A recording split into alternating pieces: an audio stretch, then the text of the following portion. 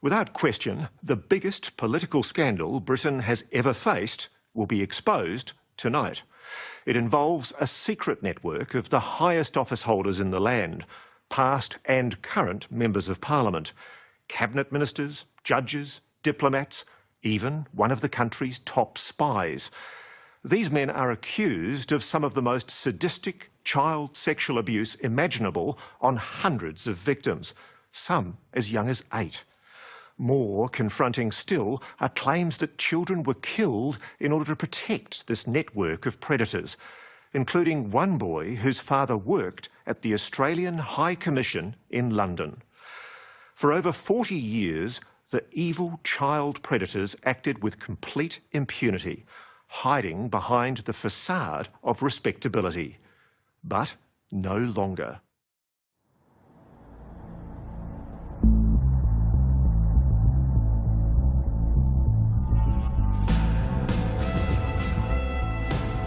They were children, often the most vulnerable, placed in the care of the state only to be betrayed, systematically trafficked to the most powerful men in the land.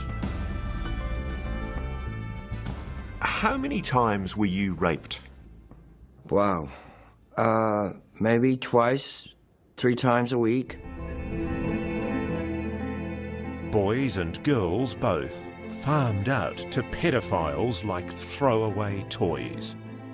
There would be a group of girls and a group of men, and the men would basically single out the girls.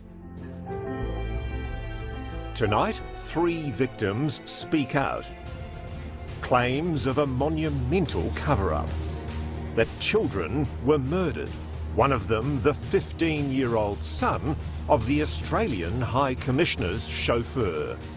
I just said to him that I think he's been taken by someone high up. And what did that senior policeman say to you? He said to me, you keep saying things like that, you could get hurt. And the secret paedophile brotherhood, who to this day demand their right to have sex with children. What constitutes consent? The willing involvement of a child. It's really quite simple. A sex scandal at the very highest levels of the British establishment. Child sexual abuse victims come forward to point the finger at very powerful men, serving members of the British Parliament, cabinet ministers, lords, spies, even senior police, incriminated in a VIP pedophile ring for the privileged and powerful. It happened to me, it happened to others, and why would it go on for so long? Why didn't somebody just step in and say, we need to investigate this? Richard Kerr is now 54 and a clearly damaged man. His life began to fall apart when at the age of 9 he was sent to the now infamous Kincora Boys' Home in Northern Ireland, run by men who would later be convicted of the frequent rape of children in their care. How soon did the abuse start when you were sent there? A week later, maybe. Within a few years, Richard and other boys from the home were being trafficked around the country. You were brought across essentially to be playthings for pedophiles in England. Boy toys.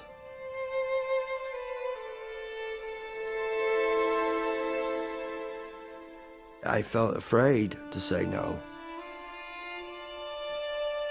As long as I performed well, they said they'd take care of me.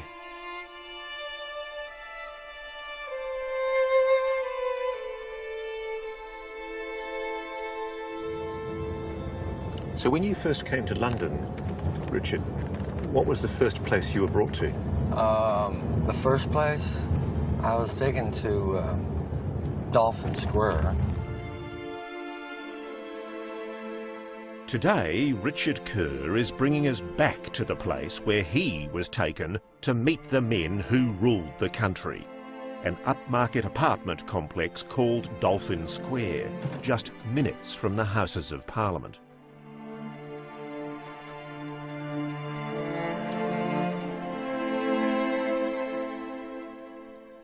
What happened in here, Richard? What happened in here, I was taken in here, I was told to sit down on the bed, and he started to take my clothes off.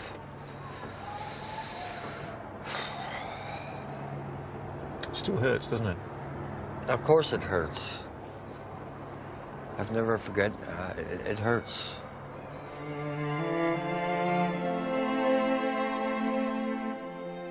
Richard was brought here to have sex with politicians and other high-ranking members of the British establishment, including members of the House of Lords.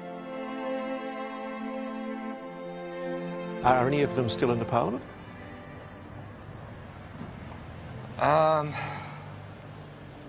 Yeah. Older, very old. Lords.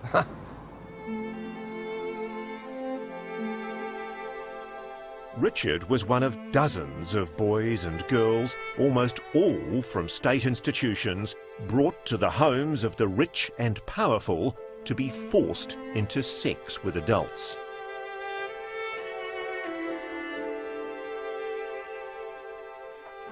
My soul at that time was being destroyed. And they took away everything I had.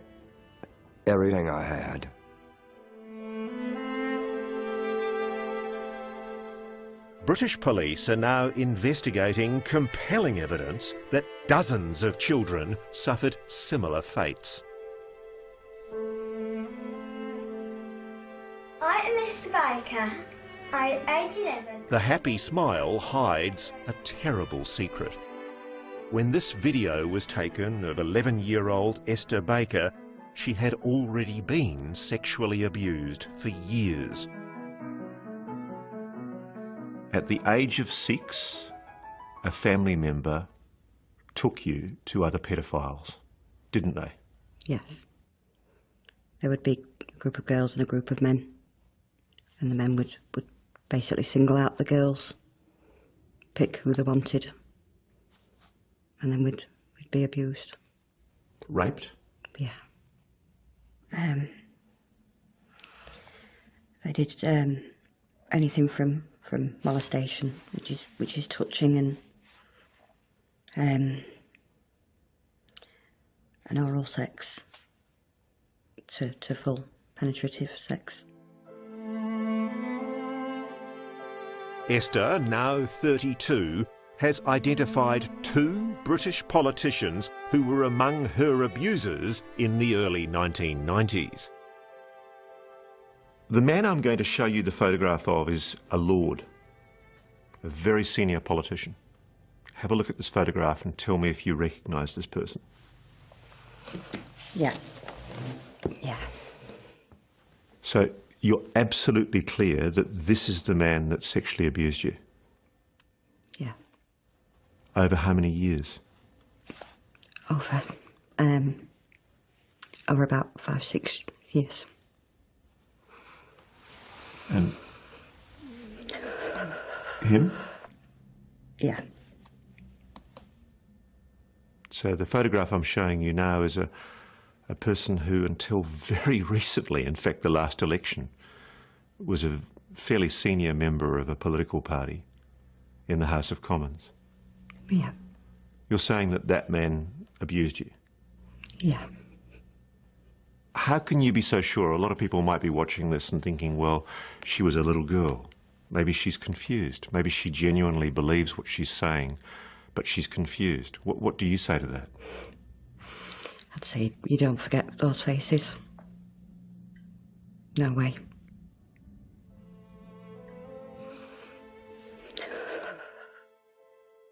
They were powerful people. They were also people who very obviously had formed a group and enjoyed having sex with young children. This man, we'll call Darren, was 15 and in a care home when he met Peter Wrighton, a senior advisor to the government on child development, and secretly a member of the Paedophile Information Exchange, a group campaigning to lower the age of consent for child sex. In this home video, Wrighton can be seen grooming teenage boys, encouraging them to drink alcohol and engage in sexually suggestive behaviour. Wrighton would supply boys like Darren to VIPs at Dolphin Square. We would be basically told who to go and talk to and what to do and with which person. One of those men, also named by other witnesses we've spoken to, was Leon Britton, the former British Home Secretary. One of the most powerful men in the land, Leon Britton should have been prosecuting pedophiles. Instead, according to Darren and other witnesses, he was one of them. He liked boys to dress in women's underwear and then to be in a room alone and discover you in women's underwear and punish you for wearing the underwear. A member of Margaret Thatcher's cabinet. Yes. Raping children. Yes. Their stories may sound unbelievable, but their accounts of the abuse they suffered are being taken very seriously by British police and by a new generation of political leaders. I think there has to be an element of cover-up or conspiracy, call it what you want. Men like Conservative MP Zac Goldsmith. If it's true, and the evidence suggests that it is, Yeah. this is, isn't it, the biggest political scandal in British history? I think that's right. I think there was very compelling evidence that very senior people engaged in terrible acts and were then protected by the establishment. I have no doubt at all about that, but I think the genie is out of the bottle. Coming up, from abuse to murder. He sees Martin being led onto a train by a tall, blonde man in his 30s. The link to Australia's High Commissioner, with the number plate Oz1, as the conspiracy deepens. What did that senior policeman say to you? He said to me, "You keep saying things like that, you could get hurt."